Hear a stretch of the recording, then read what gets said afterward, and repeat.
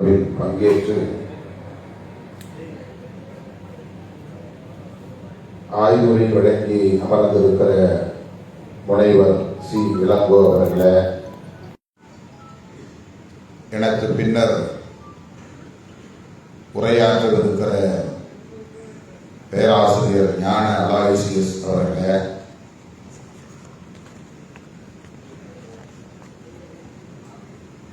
அடுத்து உண்மையிலேயே நான் பங்கேற்கவிருக்கிற அமர்வு மூன்றாம் அமர்வு, அந்த அமர்விலே பங்கேற்று உரையாற்றவிருக்கிற அறிஞர் பெருமக்களே, திரளாக கூடியிருக்கிற தமிழ் தேசிய போராளிகளே, உங்கள் அனைவருக்கும் என்னுடைய பணிவார்ந்த வணக்கத்தை தெரிவித்துக் கொள்கிறேன். அடுத்து இன்னொரு நிகழ்வில் நான் பங்கேற்க வேண்டும், வட சென்னை பகுதிக்கு செல்ல வேண்டும். அதன் பின்னர் நான் இரவு நெடுந்தூரம் பயணம் செய்ய வேண்டும் என்கிற ஒரு நெருக்கடியான சூழலில் தான் உங்கள் முன்னால் நான் நின்று கொண்டிருக்கிறேன். இந்த இரண்டாம் அமர்வில் ஒரு இடைச்சீறுகளாக நான் வர நேர்ந்து விட்டது. அதற்காக பொறுத்தருள வேண்டுகிறேன். மே 17 இயக்கம் மிகுந்த பொறுப்புணர்வோடு தமிழ் தேசிய அரசியலை இந்த மண்ணில் வளர்த்தெடுக்க வேண்டும் என்ற அந்த பொறுப்புணர்வோடு இது போன்ற ஆய்வரங்கங்களை அறிஞர் பெருமக்களை கொண்டு நடத்தி வருகிறது. இதே அரங்கில் கடந்த ஆண்டு இந்த தமிழ் தேசிய பெருவிழாவை வெற்றிகரமாக நடத்தினார் தோழர் திருமுருகன் காந்தி அவர்கள். அதிலும் பங்கேற்று உரையாற்றக்கூடிய ஒரு வாய்ப்பை எனக்கு வழங்கினார். இது இரண்டாவது ஆண்டாக இந்த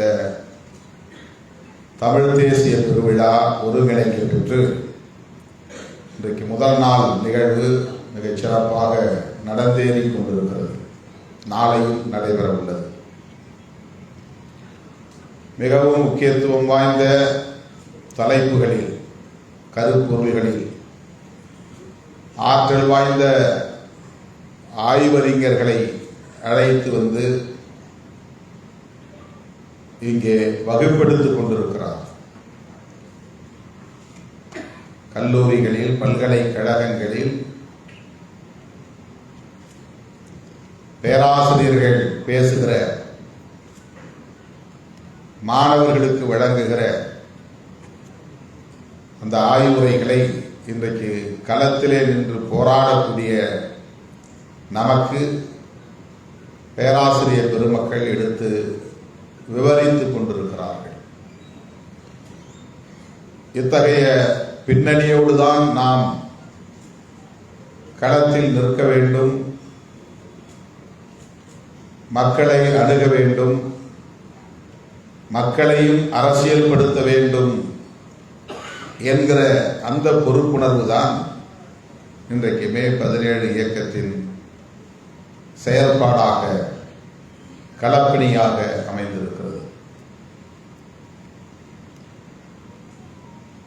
மக்களை அமைப்பாக்குவது நம்முடைய மகத்தான பணி. அதற்கு அவர்களை அரசியல்படுத்த வேண்டியது இன்றியமையாத தேவை. அதற்கு முன்னர் களப்பணி ஆற்றக்கூடிய நமக்கு நம்முடைய அரசியலின் பின்புலம் கட்டாயம் அறிந்திருக்க வேண்டும்.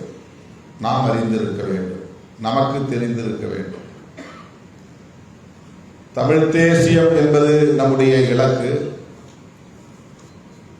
இந்த தமிழ் தேசியத்தை வெறும் மொழி உணர்வாக, இன உணர்வாக மட்டுமே நாம் முன்னெடுத்து போனால் அது ஒரு கட்டத்திலே வேகம் இழந்து, வீரியம் இழந்து, திசை மாறி போகிற வாய்ப்பு இருக்கிறது.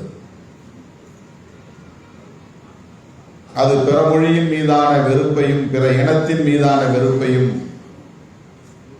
வளர்ப்பதற்கு ஏதுவாக அமைந்துவிடும். அவ்வாறு இல்லாமல் தமிழ் தேசியம் என்கிற அரசியலை முழுமையாக உணர்ந்து அறிந்து தெளிந்து அதனை செழுமைப்படுத்த வேண்டிய களப்பணிகளை நாம் ஆற்ற வேண்டும். அதுதான் முதன்மையானது. ஆகவே மொழி உணர்வும் இன உணர்வும் அடிப்படை தேவை என்றாலும் கூட வரலாறும் வரலாற்றின் பின்புலமும் அதைவிட முக்கியத்துவம் வாய்ந்தது.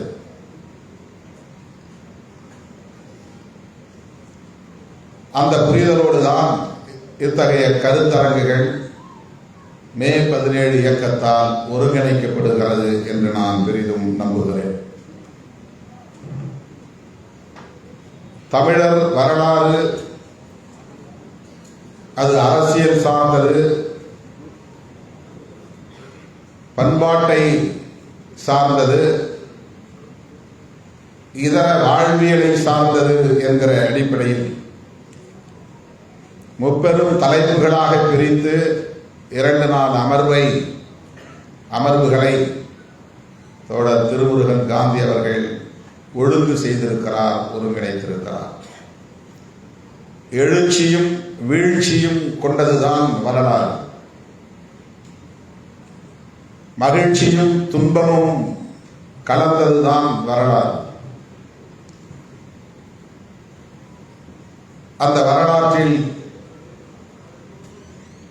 அரசியல் களத்திலே பங்கேற்பவர்கள் முதன்மையானவர்களாக இருக்கிறார்கள் அல்லது அந்த வரலாற்றை எழுதக்கூடியவர்களாக படைக்கக்கூடியவர்களாக இருக்கிறார்கள். அரசியல் களத்தில் நேரடியாக பங்கேற்க முடியாத உழைக்கும் மக்கள், இதை பற்றிய எந்த புரிதலும் இல்லாமல், அரசியலோடு தொடர்பு இல்லாமல், இலக்கியத்தோடு ஈடுபாடு இல்லாமல்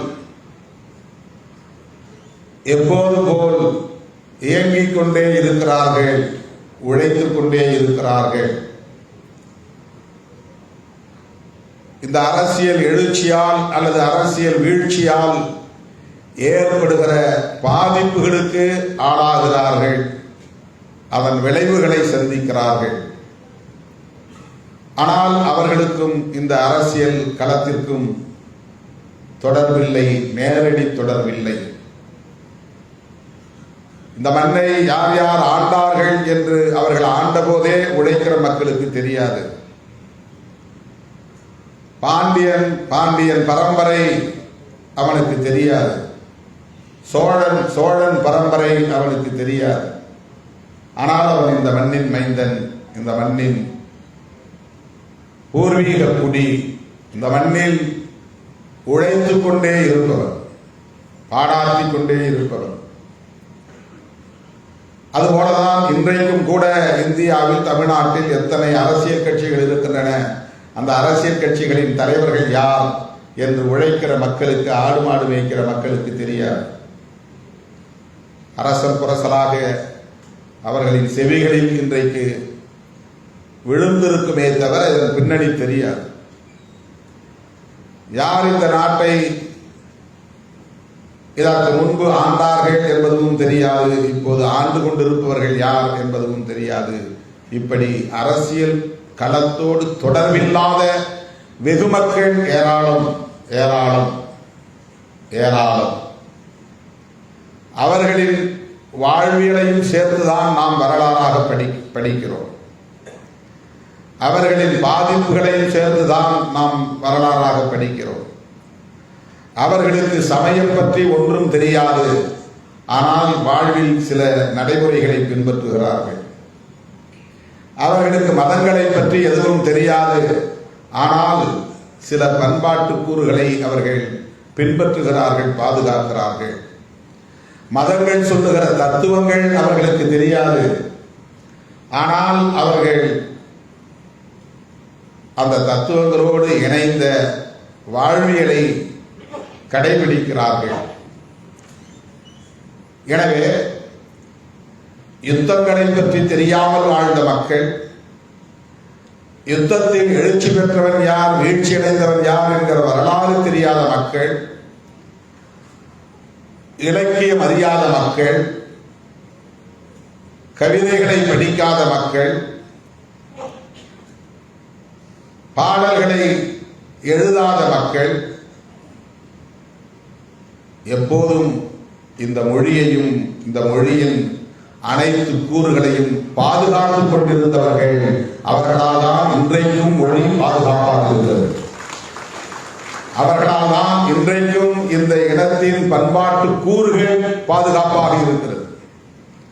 அவர்களால் தான் எத்தனையோ படையெடுப்புகளையும் தாண்டி, மொழி கலப்புகளையும் தாண்டி, இனக்கலப்புகளையும் தாண்டி இந்த மொழியும் இந்த இனத்தின் பண்பாட்டு கூறுகளும் தொடர்ந்து பாதுகாக்கப்பட்டு வருகிறது.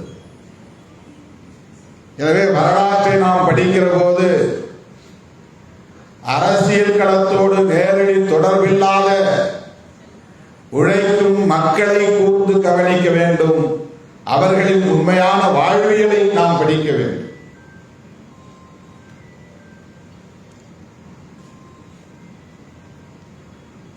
ஆண்ட மன்னர்களின் வரலாற்றை படித்துவிட்டால் அது வரலாறு ஆகிவிடாது. அவர்களின் வெற்றிகளை நாம் பெருமை பொங்க பேசுவதனால் அது வரலாறு ஆகிவிடாது. அவையும் இணைந்துதான் வரலாறு என்பதிலே யாருக்கும் மாற்று கருத்து இல்லை. ஆனால் அவற்றை எல்லாம் கடந்த சமூகம் ஒன்று இருக்கிறது, மக்கள் இருக்கிறார்கள். அவர்களுக்கு உண்மையிலேயே சாதி என்பது தெரியாது. ஆனால் அது வாழ்வில் இயங்கிக் கொண்டிருக்கிறது. அதிலே பகை எழாது, அவர்களுக்கு இடையிலே பகை எழாது. சாதி பெயர்களை இயல்பாக சொல்லி உறவாடுகிறார்கள். பகை இல்லை, அந்த இடத்தில் மோதல் இல்லை. அரசியலில் நேரடியாக தொடர்புள்ளவர்கள் தலையிடுகிற போதுதான் அது முரண்பாடாக மாறுகிறது, பகையாக மாறுகிறது. இதுதான் நீண்ட நெடிய வரலாறு. ஆகவே இது பற்றிய புரிதலே இல்லாமல் உழைத்துக் கொண்டே இருக்கிற சாமானியமான மக்களின் வாழ்வியலையும் நாம் உள்வாங்க வேண்டும். அவர்களின் புரிதலில் இருந்து நாம் நம்முடைய அரசியலை ஒழுங்கு செய்ய வேண்டிய தேவை இருக்கிறது.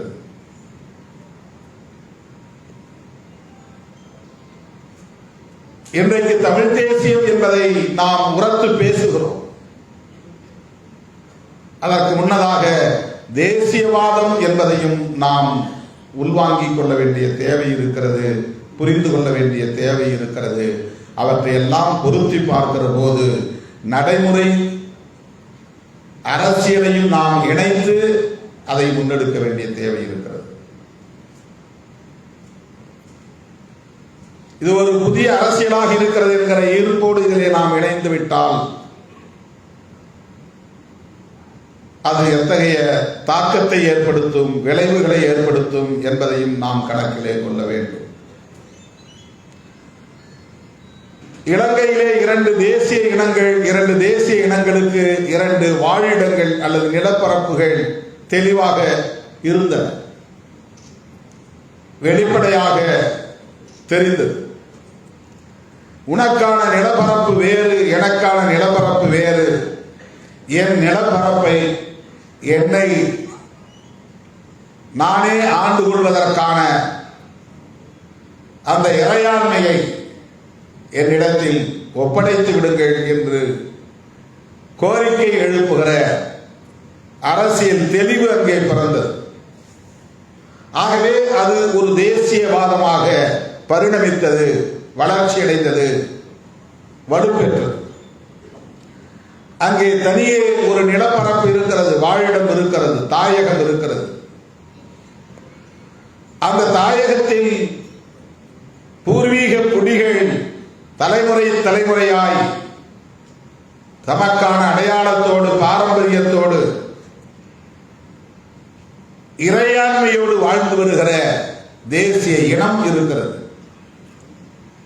ஆகவே தாயகம் தேசியம் என்பது உருப்பெறுகிற நிலையில் தன்னாட்சி என்கிற இயல்பான பரிணாமம் உருவாகிறது.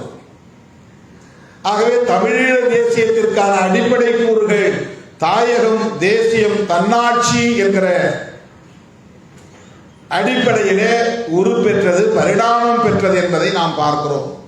அது உண்மையிலேயே தமிழீழ தேசியவாதம். தனி தேசம் உருவாவதற்கான ஒரு அரசியலாக அது வளர்ச்சி பெற்றது. இன்றைக்கு வீழ்ச்சி அடைந்திருக்கலாம், ஆனால் அது வலுப்பெற்று இருக்கிறது, வலுவோடு இருக்கிறது. ஒரு களத்திலே அது தோல்வியை தழுவி இருக்கலாம், ஆனால் அது முற்றிலும் சிதைந்து போனது என்று சொல்ல முடியாது. தமிழீழ தேசியம் என்கிற அரசியல் இந்த 3 கூறுகளை அடிப்படையாக கொண்டு வளர்ச்சியடைந்திருக்கிற நிலையிலே அதை எந்த சக்தியாலும் சிதைக்க முடியாது. ஆனால் மீண்டும் எழுச்சி பெறுவதற்கு காலம் தேவைப்படலாம். அதற்கு சர்வதேச சூழல் பொருந்தி வர வேண்டும். அதற்கான காலம் கணிய வேண்டும். அதுவரையில் அந்த தமிழீழ தேசிய அரசியலை அடைகாக்கும் பொறுப்பு அந்த உணர்வாளர்களுக்கு இருக்கிறது, அந்த கடமை இருக்கிறது. இங்கே நாம் பேசுகிற தமிழ் தேசியம் எது தாயகம்? இங்கே நாம் பேசுகிற தமிழ் தேசியத்தில் நமக்கான தேசியவாதம் என்பதை எந்த நிலவரப்போடு நாம் இணைத்து பார்க்கிறோம்? நிலப்பரப்பு என்பது தேசியத்திலே மிக முக்கியமான ஒன்று. தேசம் இருந்தால்தானே தேசியம். தேசத்தை உருவாக்குவதற்கான சூழல் இருந்தால்தானே தேசியம் வளரும். ஆகவே இங்கு தன்னாட்சி என்பதை நாம் நிலைநாட்ட வேண்டுமானால், வென்றெடுக்க வேண்டுமானால், அதை நோக்கி நாம் வீரியத்தோடு பயணிக்க வேண்டுமானால் தாயகத்தையும் தேசியத்தையும் நாம் அடையாளம் காண வேண்டியிருக்கிறது. தேசியவாதம் எது என்பதையும் நாம் புரிந்து கொள்ள வேண்டியிருக்கிறது. உலக நாடுகள் எப்படியெல்லாம் தேசியவாதங்களை பேசுகின்றன. மதவழி தேசியவாதம் இருக்கிறது, இனவழி தேசியவாதம் இருக்கிறது. உலகத்தில் இந்த 2 தேசியவாதங்கள் தான் பெருவாரியாக இருக்கின்றன, வெகுவாக இருக்கின்றன.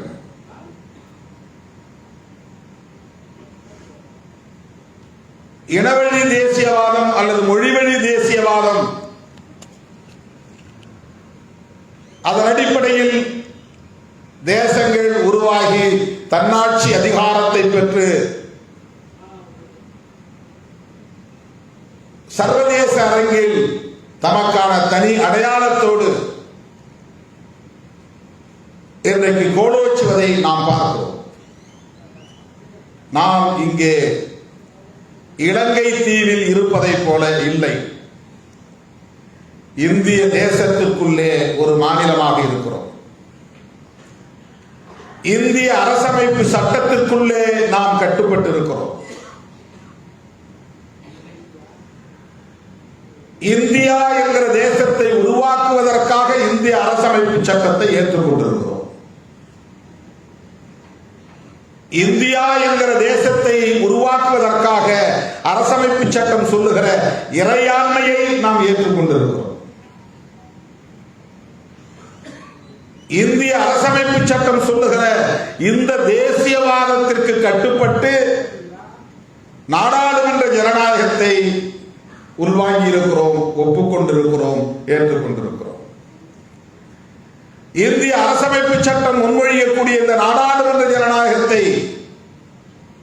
ஏற்றுக்கொண்டதனால் இந்த தேர்தலிலும், சட்டமன்ற நாடாளுமன்ற தேர்தல்களிலும் நாம் பங்கேற்கிறோம். இவற்றையெல்லாம் ஏற்றுக்கொண்டு நாம் தமிழ் தேசியம் என்று பேசுகிறோம் என்றால், ஒன்று நம்மை நாமே ஏமாற்றிக் கொள்கிறோம் அல்லது மக்களை ஏமாற்றுகிறோம் என்று பொருளாகிவிடும். இது ஒரு புரிதலுக்காகத்தான் உங்கள் முன்னால் நான் வைக்கிறேன். இது மாற்று கருத்து அல்ல, அது முரண்பட்ட கருத்து அல்ல, எதிர்கருத்து அல்ல. நமக்கு ஒரு புரிதல் தேவை. இந்திய அரசமைப்பு சட்டத்திற்கு உட்பட்ட தமிழ் தேசியம் உண்டா? இந்திய அரசமைப்பு சட்டத்தின் ஒற்றை குறிக்கோள் இந்தியாவை ஒரே தேசமாக்குவதுதான். அதற்கான தேசியவாதம் தான் எல்லா தேசிய கட்சிகளாலும் முன்வைக்கப்படுகிறது. காந்தி காலத்திலே காங்கிரஸ் முன்வைத்த தேசியவாதம் ஆங்கிலேய எதிர்ப்பை முன்னிறுத்தியதால் இந்தியர் என்கிற தேசியவாதத்தை முன்வைத்தார்கள். நாம் இந்தியர், எந்த மதமாய் இருந்தாலும், எந்த மாநிலமாய் இருந்தாலும், எந்த மொழியை பேசக்கூடிய தேசிய இடமாக இருந்தாலும், எந்த பண்பாட்டை பின்பற்றக்கூடியவர்களாக இருந்தாலும் நாம் அனைவரும் இந்தியர் என்கிற உணர்வை பெறுவோம். அது நாட்டினத்தின் அடிப்படையிலான தேசியவாதம். The nationality based nationalism. Indian என்கிற உணர்வின் அடிப்படையிலான ஒரு தேசியவாதத்தை அன்றைக்கு காங்கிரஸ் முன்வைத்தது, காந்தி முன்வைத்தார். நீ இந்துவாக இரு, முஸ்லீமாக இரு, கிறிஸ்தவனாக இரு, எதுவாகவும் இரு, நீ தமிழனாக இரு, மலையாளியாக இரு, எதுவாகவும் இரு, ஆனால் நீயும் இந்தியன், நானும் இந்தியன். அந்த இந்தியன் என்கிற உணர்வை பெற்றால்தான் ஆங்கிலேயனை எதிர்க்க முடியும் என்கிற தேசியவாதம் அன்றைக்கு முன்வைக்கப்பட்டது. வெள்ளையன் வெளியேறிவிட்டால் நாடு விடுதலை பெற்று விட்டது. இன்றைக்கு ஆங்கிலேயனை முன்னிறுத்தி ஒரு நாட்டின தேசியவாதத்தை எழுச்சி பெற வைக்க முடியாது என்பதை உணர்ந்து கொண்ட பாரதிய ஜனதா கட்சி தொடர்ந்து ஆட்சி அதிகாரத்தை தக்க வைத்துக் கொள்ள வேண்டும் என்கிற அடிப்படையில், பெரும்பான்மைவாதத்தின் அடிப்படையில் ஆட்சியை கைப்பற்ற முடியும் என்பதற்கான வாய்ப்பை இந்த அரசமைப்பு சட்டம் தந்திருக்கிற சூழலில் இந்து என்கிற பெரும்பான்மையை கையில் எடுத்து மதவழி தேசியவாதத்தை முன்வைக்கிறது. நீயும் நானும் இந்தியனாய் எழுவோம் என்று அல்ல, இந்துக்களாய் எழுவோம் என்று அந்த கட்சி தேசியவாதத்தை முன்வைக்கிறது. ஆகவே அவன் இந்தியாவை ஒரு தேசமாக்க விரும்புகிறான். மதவழி அடிப்படையில் தேசியவாதத்தை முன்வைக்கிறான். மதவழி அடிப்படையில் தேசியவாதத்தை முன்வைக்கிற போது மொழியும் ஒரு முக்கியமான பிரச்சனையாக முன்வந்து நிற்கிற போது அவன் பார்வையில் அவனுக்கு அது சரி என்கிற அடிப்படையில் அவன் இந்தியா முழுவதும் இந்தியை பேச வைக்க வேண்டும். எல்லா மாநில மக்களும், பிற மொழியை தாய்மொழியாக கொண்ட மக்களும் இந்தியை பேசக்கூடியவர்களாக ஆக்கிவிட வேண்டும் என்பதில் தீவிரமாக இருக்கிறான். ஒரே தேசம், ஒரே கலாச்சாரம் என்பதுதான் அவனுடைய தேசியவாதம். ஒரே தேசம், ஒரே மொழி என்பதுதான் அவனுடைய தேசியவாதம். ஒரே கலாச்சாரம் என்கிற போது அதிலே மொழியும் மதமும் சேர்ந்து விடுகிறது. கலாச்சாரம், பண்பாடு என்றால் மொழி சார்ந்த, மதம் சார்ந்த வாழ்வு எல்லாம் கலாச்சாரம், பண்பாடு. ஒரே தேசம், ஒரே கலாச்சாரம், ஒரே தேசம், ஒரே மொழி. அப்போதுதான் ஒரே அவன் விரும்புகிற ஒரே தேசத்தை உருவாக்க முடியும். எனவே அவன் விரும்புகிற கலாச்சாரத்தை கட்டமைக்க வேண்டுமானால் அவனுக்கு இந்து கலாச்சாரம் தான் பெரும்பான்மையானது, முதன்மையானது. அவன் பேசுகிற அந்த கலாச்சாரத்தை மேலும் இங்கே உறுதிப்படுத்த வேண்டுமானால் இந்தியா முழுவதும் மொழி அடிப்படையில் மக்கள் பிரிந்து போய்விடாமல் தடுக்க வேண்டும். அந்த பிரிவினைவாத உணர்வு தலை தூக்கிவிடக் கூடாது. அது பிராந்தியவாதம், அது கூடாது. அது தேசியவாதம் இல்லை. மொழி அடிப்படையில், தேசிய அடிப்படையில் ஒவ்வொருவரும் பேசத் தொடங்கினால், அந்த உணர்வை பெற்றால், அது வலு பெற்றால் அவன் விரும்புகிற ஒரே தேசத்தை உருவாக்க முடியாது. மதவழி தேசியவாதத்தை கட்டமைக்க முடியாது. இந்திய அரசமைப்பு சொல்லுகிற ஒற்றை தேசத்தை உருவாக்க முடியாது. நாடு விடுதலை பெற்ற போது இது ஒரு தேசமாக இல்லை. நூற்றுக்கணக்கான சமஸ்தானங்கள் இருந்தன. பிரிட்டிஷ் ஆட்சிக்குட்பட்ட இந்திய பகுதிகள் இருந்தன. அவற்றையெல்லாம் இணைந்து ஒரு தேசமாக்க வேண்டும்.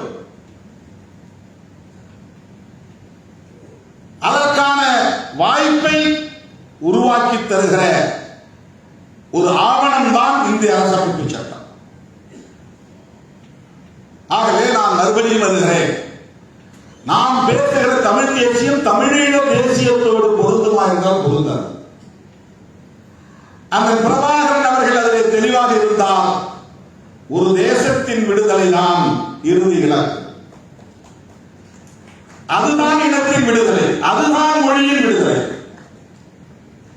ஆகவே ஒரு நாடு விடுதலை பெற வேண்டும் என்பதுதான் ஒரு தேசியவாதத்தின் அடிப்படையாக இருக்க முடியும். நாம் என்ன தேசியவாதத்தை முன்னெடுக்க போகிறோம்? இந்தியாவை பொறுத்தவரையில் பல தேசிய இனங்கள் சிதறி கிடக்கிற ஒரு நிலப்பரப்பாக இருந்தாலும் கூட இந்தியா எமது தேசம் என்கிற உணர்வை நீண்ட காலமாக ஒவ்வொரு தேசிய இனத்திலேயும் உருவாக்கப்பட்டிருக்கிறது, வளர்க்கப்பட்டிருக்கிறது.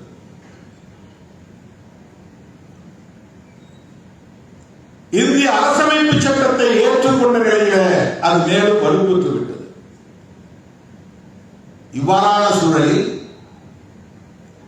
நாம் வெறும் மொழி உணர்வையும் இன உணர்வையும் முன்னிறுத்துகிற போது பிற மொழி வெறுப்பாக அது மாறி நம்முடைய பயணம் மடைமாற்றம் செய்யப்படுகிறது அல்லது திசை திருப்பப்படுகிறது. மேலும் பிரபாகரன் அவர்களின் வெற்றி என்னவென்றால் ஒரு தேசத்தின் விடுதலையை முன்னிறுத்தி தமிழீழ தேசியவாதத்தை உயர்த்தி பிடித்த சூழலிலும் மிக கவனமாக பொறுப்புணர்வோடு சிங்கள இனத்தின் மீதான வெறுப்பை வளர்க்கவில்லை. எந்த தமிழனும் சிங்களவனை பார்த்து கல்லெடுத்து அடித்ததில்லை. சிங்களவனோடு ஒரு வெறுப்பை அவன் உமிழ்ந்தது. நான் தமிழன், நீ சிங்களன் என்கிற அடிப்படையில் யாரும் தமிழர் தரப்பில் இருந்து நிகழவில்லை. ஏன் புலி படையே கூட சாதாரணமான உழைக்கும் சிங்கள மக்களின் மீது தாக்குதல் நடத்தவில்லை.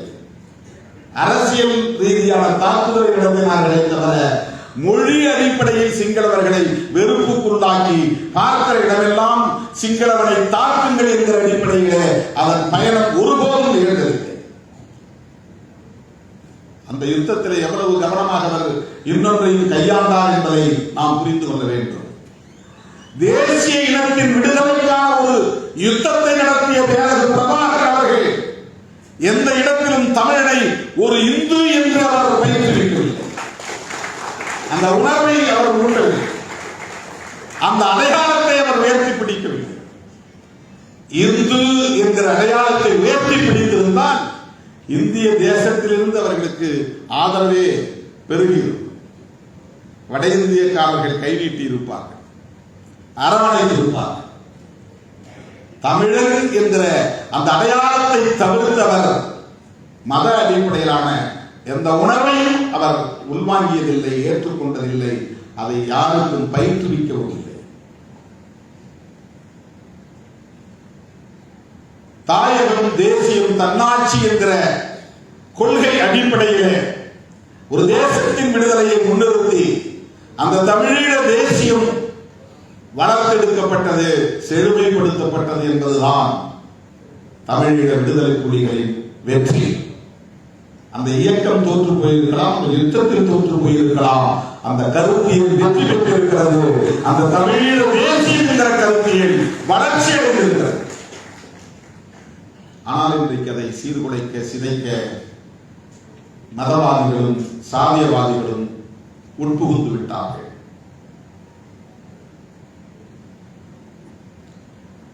தமிழ்நாட்டை பொறுத்தவரையில் நாம்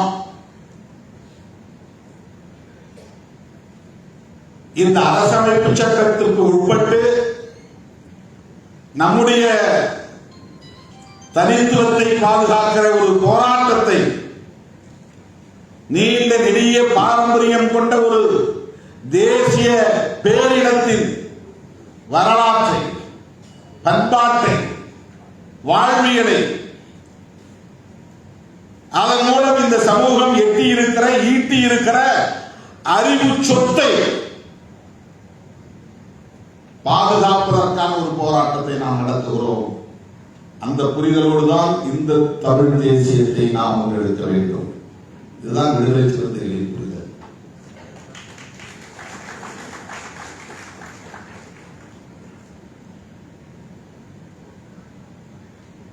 இந்தியா முழுவதும் சிதறி கிடக்கிற உழைக்கும் மக்களை நம்மால் அமைப்பாக்க முடியாது. ஆனால் தமிழ்நாட்டுக்குள்ளே நம்மால் அதை சாதிக்க முடியும். அந்த நம்பிக்கையோடு தான் நாம் களத்தில் இருக்கிறோம். இந்தியாவிலும் தமிழ்நாட்டிலும்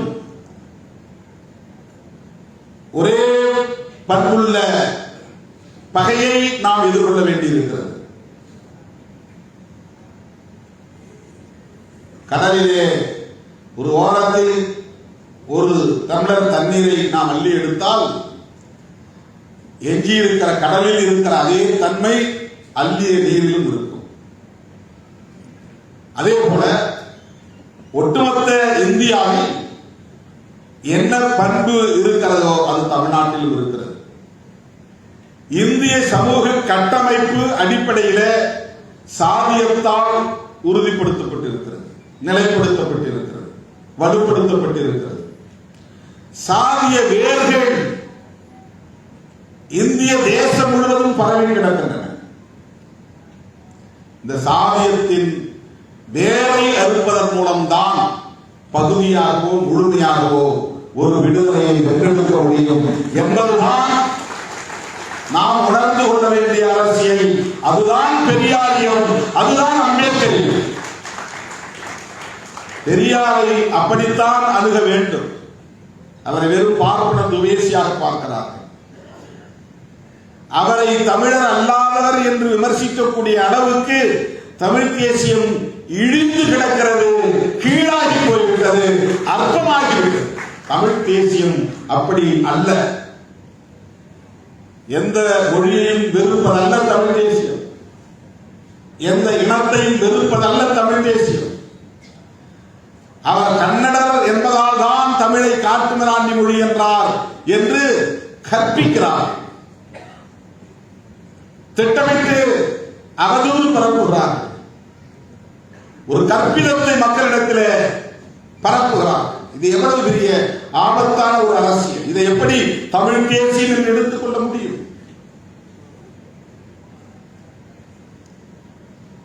அவர் வாழ்ந்த காலத்தில் இது மதராஸ் பிரசிடென்சியாக இருந்தது.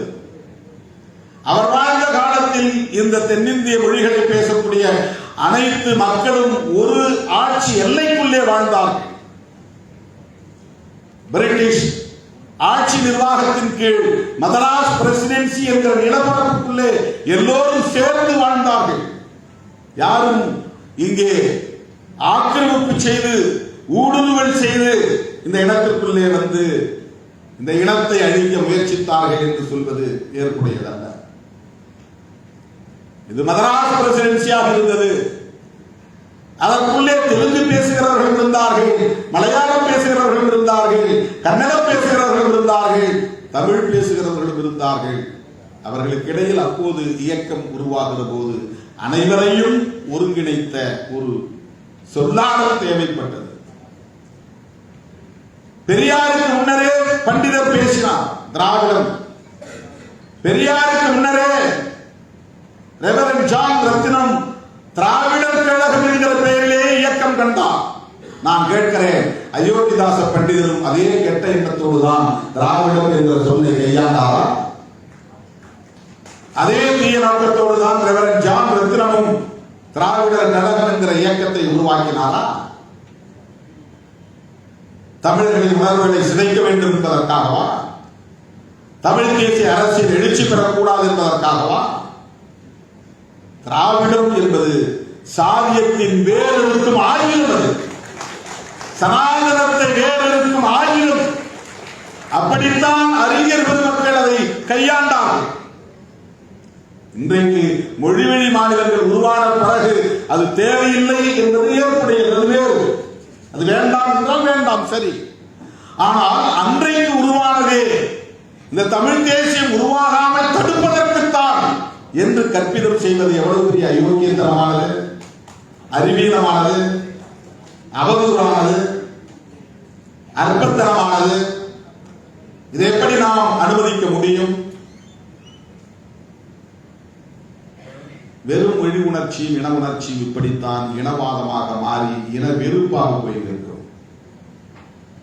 பெரியாரை நீங்கள் பிறமொழி இனத்தை சார்ந்தவர்கள் என்று மறுதளித்தால் புரட்சியாளர் அம்பேத்கரை எப்படி ஏற்றுக்கொள்ள முடியும்? மாமேதை மார்க்ஸ் அவர்களை எப்படி ஏற்றுக்கொள்ள முடியும்? மகாத்மா பூலே அவர்களை எப்படி ஏற்றுக்கொள்ள முடியும்? இது எங்கே போய் நிற்கிறது? எனது அருமை தோழர்களே, பெரியார் பார்வை என்பது சாதியத்தை வேறறுப்பதன் மூலம்தான் உழைக்கும் மக்களின் விடுதலையை வென்றெடுக்க முடியும் என்பதுதான். எல்லாவற்றையும் தூக்கி பின்னால் வைத்தார், அனைத்தையும் தூக்கி பின்னால் வைத்தார். அறிவியலில் உழலக்கூடிய எளிய மக்களின் விடுதலையை முன்னால் வைத்தார். அவர்களை சிதறடித்திருப்பது, அவர்களை சிதைத்துக் கொண்டிருப்பது, அவர்களை ஒடுக்கி வைத்திருப்பது, அவர்களின் உழைப்பை சுரண்டிக் கொண்டிருப்பது சமாதானம் என்கிற அரசியல் தான். அதுதான் இவ்வளவு பெரிய சமூக பாகுபாடுகளுக்கு காரணம். டிஸ்கிரிமினேஷன்ஸ், பாகுபாடுகளுக்கு காரணம். அதை வேறு இருக்க வேண்டும் என்கிற வேட்கையும் வெறியும் தந்தை பெரியாரிடத்திலே இருந்திருந்தது. தமிழர்களை ஒருங்கிணைக்க வேண்டுமானால் இந்த பார்வையோடு நாம் மொழிவழி தேசியத்தை முன்னெடுக்க வேண்டிய தேவை இருக்கிறது. அதை தமிழீழ தேசியத்தோடு நாம் இணைத்து பேசுவது அவர்களையும் நாம் கொச்சைப்படுத்துவதாகிவிடும். அது வேறு, இது வேறு. நாம் இந்த அரசமைப்பு சட்டத்திற்குள்ளே நின்று ஜனநாயகத்தை பாதுகாத்து இந்த சமாதானத்தை வேறறுப்பதற்கு இந்திய தேசிய பார்வையும் தவிர்க்க முடியாததாக இருக்கிறது என்பதை ஒப்புக்கொண்டு தமிழை சிதைக்க வருகிற இந்தியை எதிர்த்து தமிழர்களை இந்தி பேசக்கூடியவர்களாக மாற்ற துடிக்கிற வட இந்திய ஆதிக்க சக்திகளை எதிர்த்து நாம் களமாட வேண்டியிருக்கிறது. அந்த புரிதலோடு இந்த அரசியலை நாம் முன்னெடுப்போம் என்பதை சொல்லி வாய்ப்புக்கு நன்றி கூறி